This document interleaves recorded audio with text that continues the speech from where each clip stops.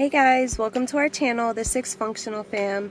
If you don't know, I'm Kasara, the mom, and today I'm going to be giving you guys a story time about the time I snitched on somebody very close to me and why I snitched and the outcome of it. Since everybody already thinks I'm a snitch, let me tell my story. If you are not a subscriber, make sure you subscribe, hit that bell notification so you could get notified for future videos. Give this video a thumbs up and we can go ahead and get right into it. So, the time that I snitched, well, my 10-year-old daughter was 5 or 6 months old at the time. And I was with her dad at the time, and it was me, him, and his friend, and we were driving down the street to go to a gas station so that he could meet another friend. Now, a lot of people do know, but my daughter's father was into a lot of illegal stuff. Like, he would go work overnight, and by overnight, I mean that he would go out and go into people's cars and steal stuff out. He would get credit cards and then he would go shopping with them and he would buy people stuff. Like, he would take orders. Oh, you want a pair of Jordans?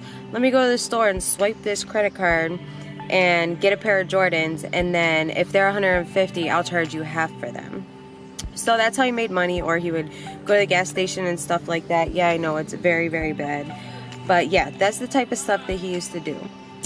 One day I was with my daughter's father, his friend, and my daughter, and me and my daughter was sitting in the back seat of the car. She was, like I said, 5 or 6 months old, and we were driving to the gas station to meet up with his other friend. Now, for the sake of this video, we'll say that my daughter's father's name is Michael and his friend's name is Brandon. We get to the gas station. Michael and Brandon get out of the car and they go to the behind the car to the trunk. They go to behind the car to the trunk and they open it up, and their friend shows up and he's showing them all the stuff that he has in the trunk to sell to him. Well, at the same time that they're standing back there, I notice that there's hella cop cars swarming in. One in the front of us, in the sides of us. They're jumping out of their cars with their guns out. And mind you, I'm sitting in the back seat like, what the fuck is going on? So they jump out of the car. They're walking towards Mike. I think that's what I said that my daughter's father's name was going to be. They're walking towards Mike with their guns out, and they're like, Mike, don't move. What are you doing, Mike? And he's like, I'm not doing nothing. I'm not doing nothing. And they're like, no, we know you're doing something. He's like, I'm not. And he's slowly moving back away from the cops. And I already knew what was going to happen because I know him. He slammed the trunk of the car, and him and his friend took off, jumping fences and everything. Like 4 cops start chasing them. Mind you, I'm in the back of the car. I'm like, what the hell is going on? I'm scared as hell. I'm shaking. I don't know what to do. And the other guy that they were meeting there gets tackled by the police and thrown to the ground.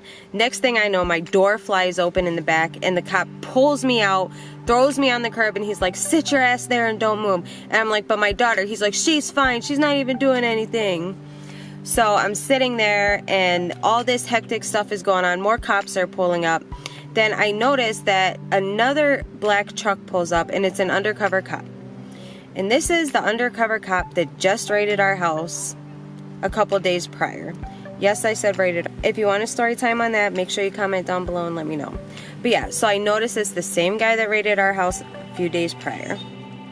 So, anyways, back to the story. He gets out of the car and he comes up to me and he's like, where's Mike at? And I'm like, I have no clue. I don't know. He's like, I'm going to give you one more chance to tell me where Mike is, or I'm taking you downtown. Downtown meaning the courthouse, jail, whatever. And I'm like, I really don't know. So he goes to put me in handcuffs, and I'm like, wait, my daughter's in the car. I don't have anybody to take her. What are we going to do? He's like, I'm just going to have to call Child Protective Services. And I'm like, no, and I'm begging. Thank God somebody we knew lived in the house right next door to the gas station. And no, it wasn't just random people. It was somebody that we were really close with. So I asked the cop, can they come and get my daughter? And then I will call my mom from down there or somebody to have them come get her. And they're like, yeah. So he's handcuffing me and I'm like crying. I don't know what to do. I've never been to jail before. Well, I kind of lied. I was locked up when I was 12 years old for 5 days. If you want a story time on that as well, comment down below and I'll let you know that crazy story. But, so I'm crying, I'm in handcuffs, and he's like, here, I'm going to give you one chance to call his cell phone. So I called his cell phone. Bam, no answer. So he let me try again. But I called his mom's house and I asked his brother, where's your brother at? I'm being taken to jail. They're going to take our daughter away, blah, blah, blah, blah. And he's like, he's not here. I'm like, tell him what's going on, whatever. We end up getting in the car. The cops are riding downtown and they're like talking hella shit to me. These two cops that are in the front seat are talking hella shit to me. Why are you with a guy like that? And you don't seem like the type of girl to be with a guy like that, and blah, blah, all the same stuff that I've always heard. Which now that I look back on it, I don't know why the hell I was with the type of guy like that. Like, he is so ugly. You ever had one of them guys that you're like, oh my God, I dated you? I really touched you? Like, ugh. Anyways, so we're riding downtown and I feel like the lowest person because I'm in the back of the cop car and people are walking in the streets looking and I'm like, oh my God, dude. I'm in the back of a fucking cop car, handcuffed, getting taken to jail. So we get downtown to the jailhouse. They park in a garage. They get out. They take me on this elevator. And the one cop is a total dick. I love cops, but this cop was a total dick. He is yelling at me and like talking crap to me. And I have like this fake ass cubic zirconium ring on my finger. And he looks down. He goes, what's that? Another one of Mike's stolen property. Oh, I almost said his name. But he goes, what's that? Another one of Mike's stolen property? And I'm like, no, it's a fake ring, dude. Lay off your high horse. So we get to the top of the jailhouse and it's like the 4th floor. We get off the elevators and I don't know what happened, but the cops are like, you know what? You seem like a really down-to-earth girl.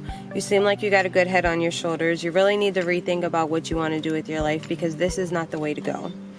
And I'm just like, yeah, I'm not even really paying attention because these guys were assholes to me the whole time. So, like I said, we're on the 4th floor and they take us into like this room.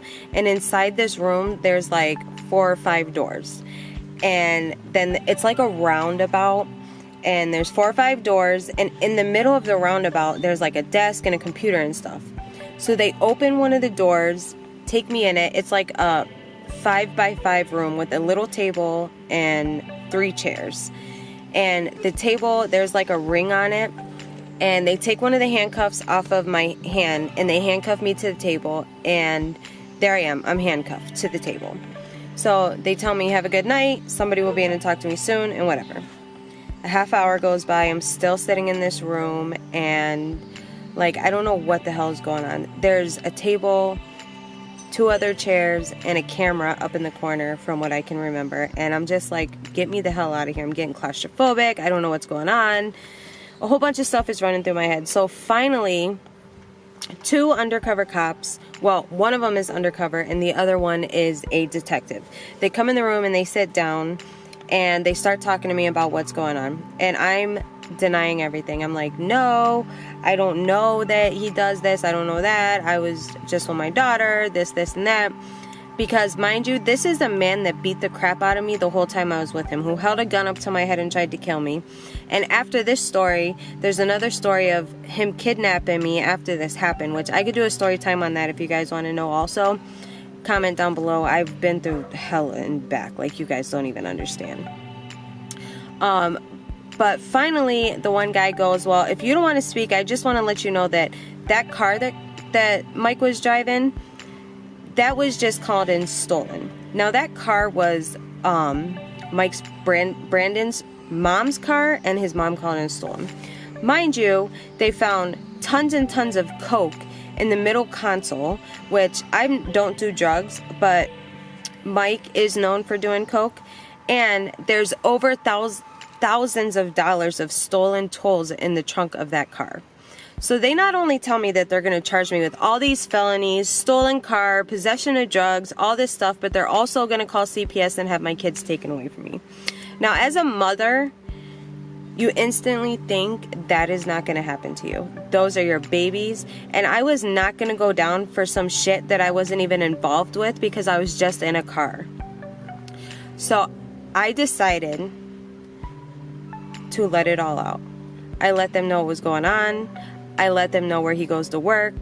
I let them know where the stuff came from. I wrote a statement. I did everything I could. And I also did everything I could because at that same moment that they had me in that little 5x5 room, my mom and my stepdad were looking for a place for me to go so that I can get so abusive that I was so scared to leave him, and every time I tried to leave him, he did something crazy. So I let the cops know that as well.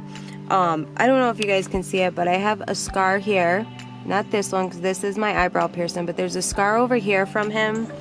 There's so much stuff that I went through from him. But, so yeah, so I spill the beans. I do everything. So they're like, well, I want you to take me to one of the places that he does it at. And I'm like, I'm really scared. I don't know if I want to do it. They're like, we're going to protect you. You're going to be okay, blah, blah, blah. Okay, so we walk out of the 5x5 police station. And we go outside. And I'm getting ready to take the one cop over to the one place. And at the same time, the other cop, the undercover cop, he gives me his number. He goes, as soon as you see Chris, you need to call me. If you do not call me, I will put a warrant out for your arrest, because I will feel like you're hiding and you're not giving me the correct information. So I'm like, okay, whatever, good. So I take the other cop to a place that it happened at. And then after that, he's riding me home, and he goes, when I drop you off, just say that you didn't say anything and we let you go because we didn't have anything on you.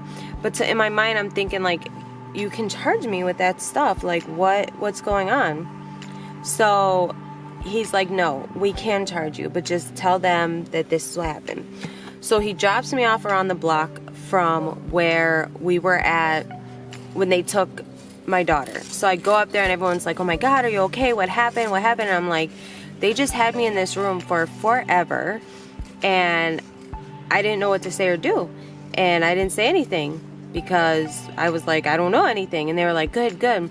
So I'm talking to them. I'm like, have you guys talked to Mike? And they're like, no, we haven't seen him or heard from him. So I'm like, okay. The next thing that happens is that I get my daughter and I just go home. I can't find Michael. I haven't talked to him. I don't know what's going on. Finally, 2 days later, he calls. He goes, meet me at my mom's house. We'll pick you up, grab some clothes, and this is what we're going to do.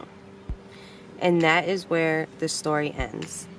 Until the next story, after I met him at his mom's house, where he kidnapped me, and what I had to go through that whole week without seeing my kids, without doing anything. Long story short, I'm a snitch. I'm a snitch because I didn't want to go to jail. I didn't want to have a record. I didn't want my kids to be taken. People wanted me to be dead. They wanted me to get jumped. They wanted so much stuff to happen to me because I snitched. But mind you, nobody knew that I had snitched or done anything until a month or two later. I lost a lot of friends for that, but I don't feel like I should have, because I was doing what was right for my kids. I was doing what was right for me. Any man that puts a woman in that position is no man at all and should not have any life whatsoever, because that's wrong. A man should be taking care of his woman. A man should be doing everything that they should do to be there for her. So with that being said, I'm going to go ahead and close this out because my light is blinking. That means my camera's dying. If you guys want to hear that next story, make sure you comment down below. Give this video a thumbs up. Let me know if you like my story times. Let me know if you like my family's challenges. Any other videos you'd like to see us do. I love you guys so much. Make sure you subscribe. Please support us. Sorry, there's a car in the back. Make sure you guys support us, subscribe, comment, like this video. We love you guys. Bye.